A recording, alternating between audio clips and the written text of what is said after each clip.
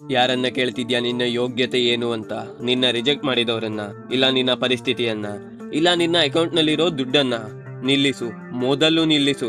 ನಿನ್ನ ಬೆಲೆಯನ್ನ ನಿರ್ಧಾರ ಮಾಡೋಕೆ ಈ ಜಗತ್ತಿಗೆ ಯಾವ ಯೋಗ್ಯತೆಯೂ ಇಲ್ಲ. ನೀನು ದಿನ ಬೆಳಿಗ್ಗೆ ಎದ್ದು ಕನ್ನಡಿ ಮುಂದೆ ನಿಂತಾಗ ನಿನಗೆ ಕಾಣ್ತಿರೋದು ಒಬ್ಬ ಸಾಧಾರಣ ಮನುಷ್ಯನಲ್ಲ, ಬದಲಾಗಿ ಒಳಗಡೆ ಒಂದು ಜ್ವಾಲಾಮುಖಿಯನ್ನೇ ಇಟ್ಕೊಂಡು ಸುಮ್ಮನೆ ಕೂತಿರೋ ಒಬ್ಬ ಮಹಾ ಸಾಧಕ. ಆದರೆ ನೀನೇನು ಮಾಡ್ತಿದ್ಯಾ?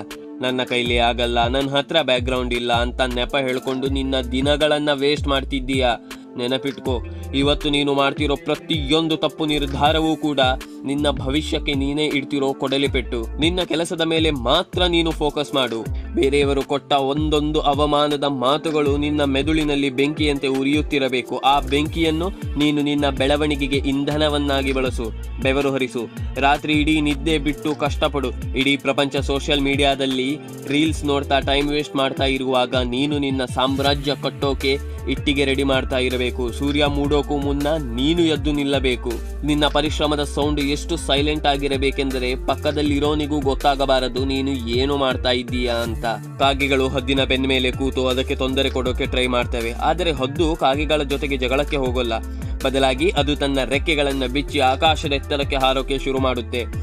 ಎಷ್ಟು ಎತ್ತರ ಅಂದ್ರೆ ಅಲ್ಲಿ ಆಕ್ಸಿಜನ್ ಸಿಗದೆ ಕಾಗೆ ತಾನಾಗಿ ಕೆಳಗೆ ಬಿದ್ದು ಸಾಯುತ್ತೆ.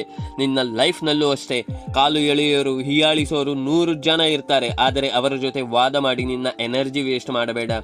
ನೀನು ಎಷ್ಟು ಎತ್ತರಕ್ಕೆ ಬೆಳೆಯಬೇಕು ಅಂದರೆ ನಿನ್ನ ಟ್ರೋಲ್ ಮಾಡುವವರು ನಿನ್ನ ಲೆವೆಲ್ ನೋಡೋಕೆ ತಲೆ ಎತ್ತಿ ನೋಡಬೇಕು.